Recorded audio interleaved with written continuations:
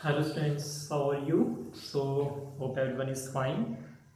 Today we are going to start our exercise 2.2 of class 8, and this one first of all we are going to sum first two sums, and before doing this chapter you have to understand the statement because but अगर आपको statement समझ में आ गई फिर आप बहुत easily से equation frame कर लोगे और वह इक्वेशन फ्रेम होगी तो सॉल्व करना कोई बड़ी बात है।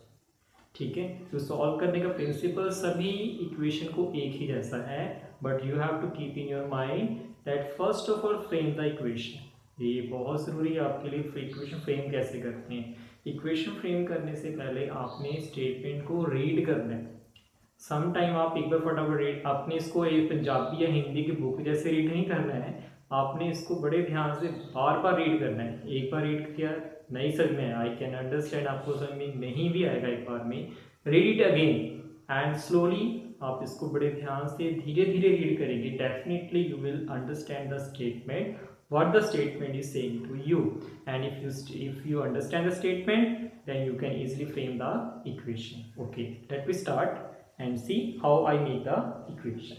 So first the equation, first question is given that if you subtract 1 upon 2 from a number, तो पहली बात उसने आपसे बोल दी कि आपने क्या सब्ट्रैक्ट करना है। सब्ट्रैक्ट का मीनिंग तो समझते हो सभी, माइनस करना है। आपने क्या माइनस करना है?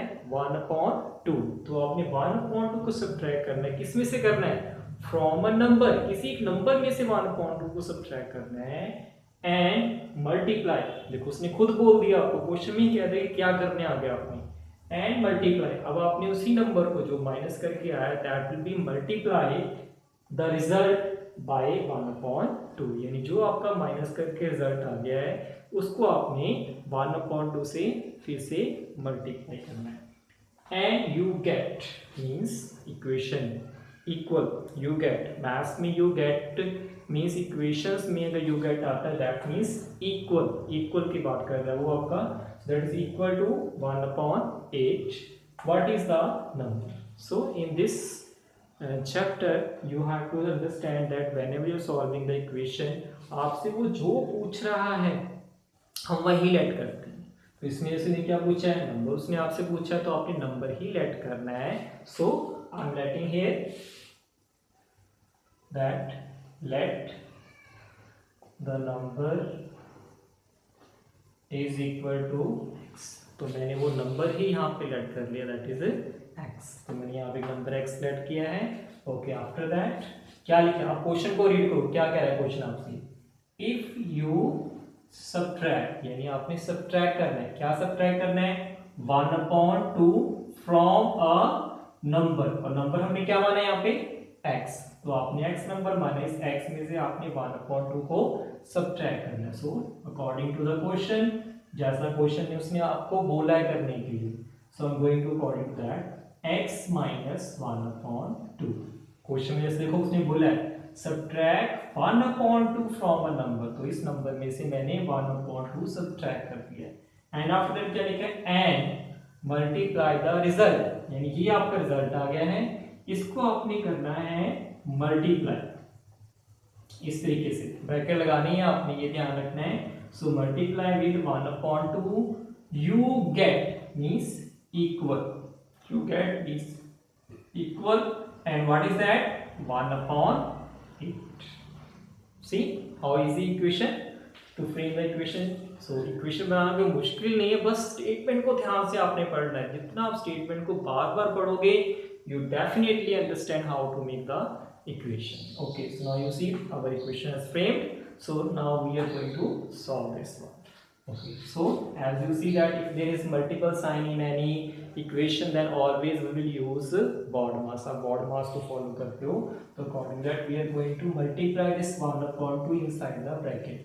So when you multiply 1 upon 2 with x, it become x upon 2, then plus minus minus, 1 1 जा 1 and 2 2 जा 4, that is equal to 1 upon 8।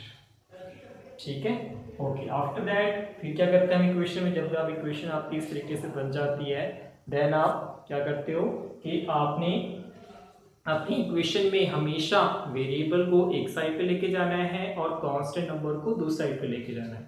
हमेशा जब भी इक्वेशन बनेगी उसके बाद अगला प्रिंसिपल यही होता है कि वेरिएबल्स और कांस्टेंट को आपने सेपरेट करना होता है। ठीक है, तो I see that here is only one variable that is x/2.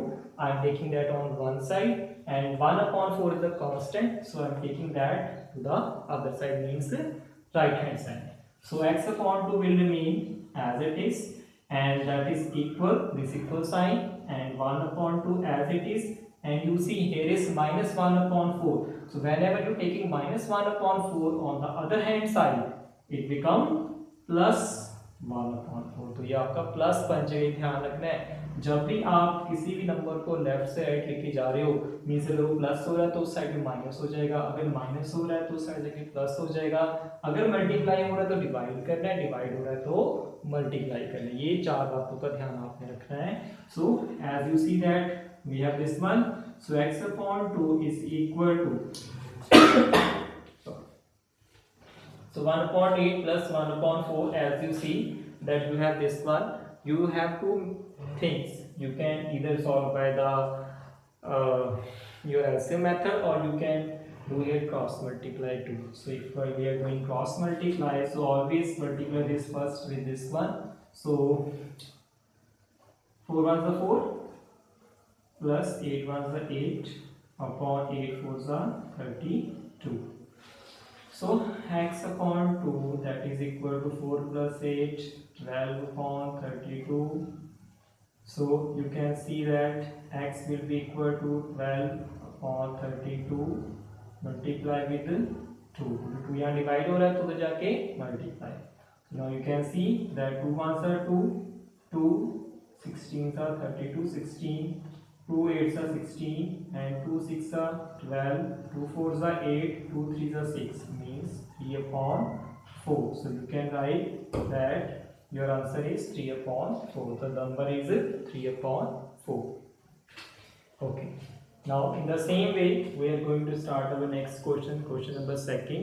And the second question you have given, again I am saying again that read the statement carefully. Statement अगर आप ध्यान से पढ़ोगे बेटा कोई मुश्किल नहीं सम सॉल्व करना, बहुत ईजी है। Read the statement. क्या कह रहा है? The perimeter of a rectangle. एक तो उसने यहाँ बात बोल दी रेक्टेंगल की, उसने बात की, एक ने यहाँ मेरे फॉर्म में रेक्टेंगल के ही लगने वाले। तो रेक्टेंगल स्विमिंग पूल इज 154, यानी उसने आपको क्या दिया है, इसमें पेरीमीटर दिया है, किसका दिया है, रेक्टेंगुलर का, और वो कितना दिया है 154। इसमें फर्स्ट थी लाइन में मेरे पास ये तीन बातें आ गई। ओके, आगे इट्स लेंथ, वो लेंथ बोल रहे हैं आपसे, its length is 2 meter more. More का मैथ्स में अलजेब्रा में मोर का मीनिंग हमेशा प्लस करना होता है। Whenever there is written that word more, then always consider that more as a plus. आपने उसको प्लस मानना है, यहाँ more का मतलब प्लस से है। Then twice, twice, thrice ऐसा कहीं पे लिखा आता है, 2 times, 4 times, 5 times का मतलब वहाँ पे मल्टीप्लाई करना होता है आपने। ठीक है, तो जैसे यहाँ ट्वाइस लिखा है इसका मतलब आपने 2 से मल्टीप्लाई करना है। थ्राइस लिखा होता तो 3 से करते, 4 टाइम्स लिखा होता 4 से मल्टीप्लाई करते।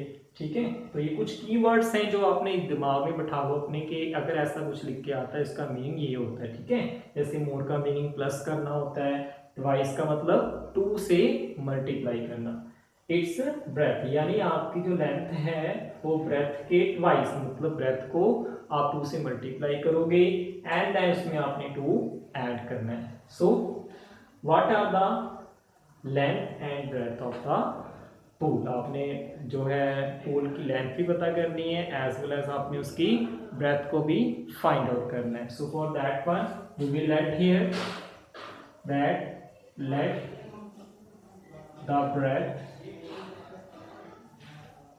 Is equal to x metre. अब मे भी आप में से बच्चों के माइंड में बात आई होगी सर ने ब्रेथ को ही क्यों लेट कर ले, लेंथ क्यों नहीं लेट की।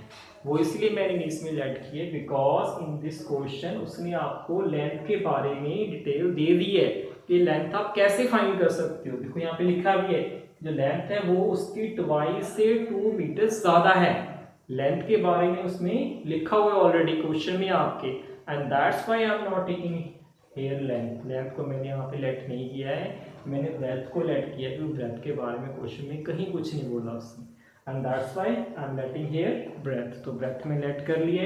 आफ्टर दैट देयरफॉर जो लेंथ है वो कितनी हो जाएगी, जैसा कि क्वेश्चन बोला है, क्या बोला है, ट्वाइस इट्स ब्रेथ, यानी ये जो ब्रेथ आपने मानी है इसका ट्वाइस मतलब उसे मल्टीप्लाई करना है, एंड मोर मींस प्लस, कितना मोर करना है आपने इसमें, that is 2।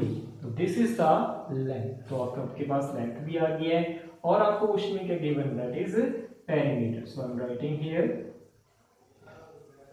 Perimeter of rectangle. तो जो पेरीमीटर आप गिवन है वो कितना गिवन है हमें, 154। सो पेरीमीटर ऑफ रेक्टेंगल का फॉर्मूला क्या होता है, 2 into L plus B is equal to 154. This is the formula, and now put the value of 2L. L means length. Length is 2x plus 2 plus breadth, and breadth is x is equal to 154.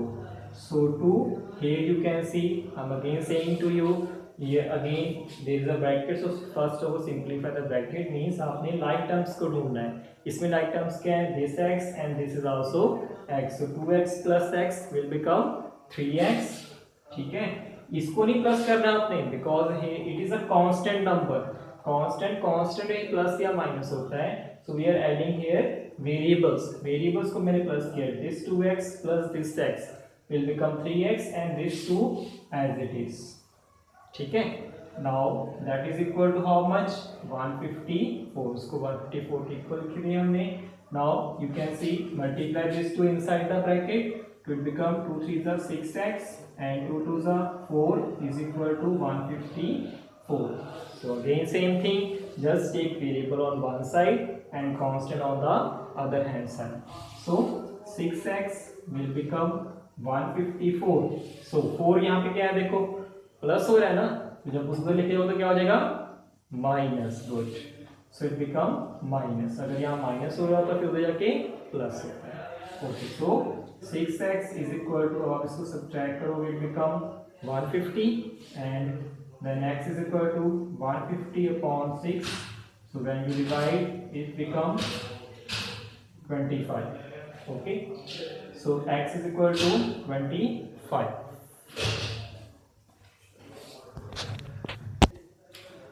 so x is equal to 25, you got x is equal to 25. after that अगर आपके पास x आ जाता है, and then just put the value of x in these two which we will find.